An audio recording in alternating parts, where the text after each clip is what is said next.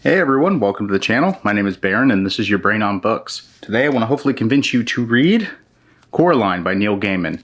And in my opinion, one of the best spooky stories ever written. Let's get into it. So first off, Neil Gaiman, obviously a well-loved, respected, and known author in the fantasy community. Most of the conversations are going to revolve around Good Omens or American Gods, some of his more hefty adult fantasy novels. This is very short, 160 pages. It's technically a middle grade book. It says inside, written for ages 8 and up, but I am not 8, but I am certainly up. I hope that doesn't deter people from picking up this novel. There was the stop motion film made, it was geared kind of as a family friendly film, which actually stayed very close to the book overall, and it was incredibly well done if you haven't seen it. But I think this is a book that can be loved and enjoyed by absolutely everyone, no matter what your age is. This is something you can read with your kids. This is something you can read on your own, and there's something in here for everyone. One thing I do want to point out, I see a lot of conversation around where do I start with Neil Gaiman? And I personally believe that this is one of, if not the best entry points into his work. It really captures what I think he does well, which the first is prose.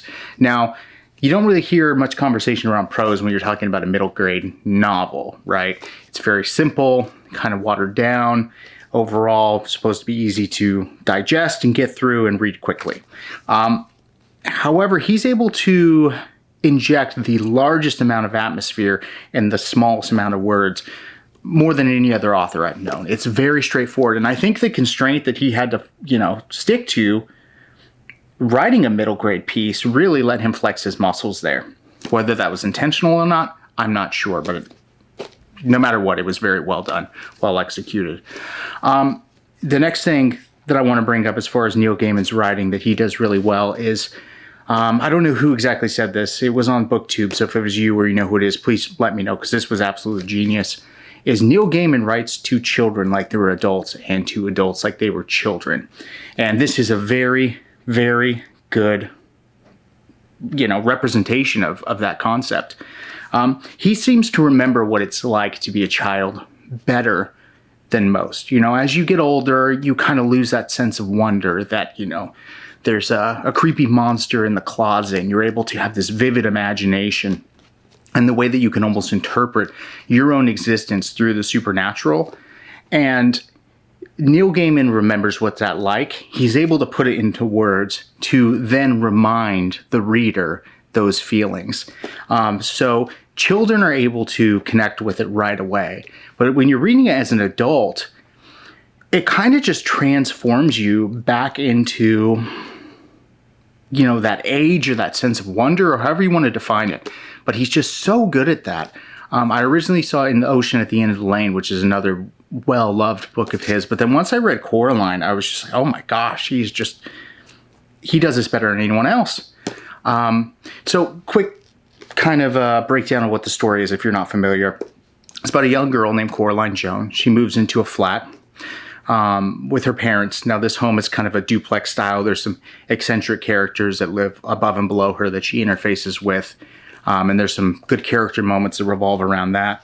But the primary thing is there's a door in her sitting room of the house. And when they open the door, her mother says, Coraline, this leads to nowhere. It's just a brick wall behind it.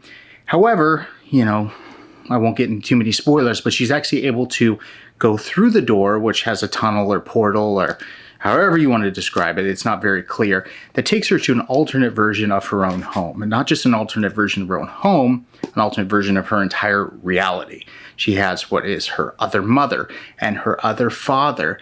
And it's almost like the upside down world. So she has some struggles there. There's obviously mystery elements. But there's some thematic stuff that Gaiman's able to inject in this that I think really resonates with children. That I think adults will love too. And it's, the relationship that Coraline has with her parents early on is kind of disconnected, and it seems like she's looking for attention. She's looking for attachment with them.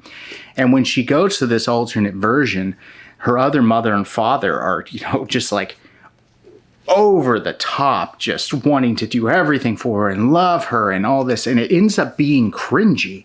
And creepy, and there's, like I said, I want to keep this spoiler free as possible, but just that push and pull between the relationships and how a child views their parents is just so well done. And getting into the spooky element here, this is incredibly atmospheric. If you're not familiar with other Neil Gaiman's work, or you haven't seen Coraline, you can think like kind of Tim Burton-esque Nightmare Before Christmas vibe to it. And that'll give you kind of a ballpark of what you're walking into here.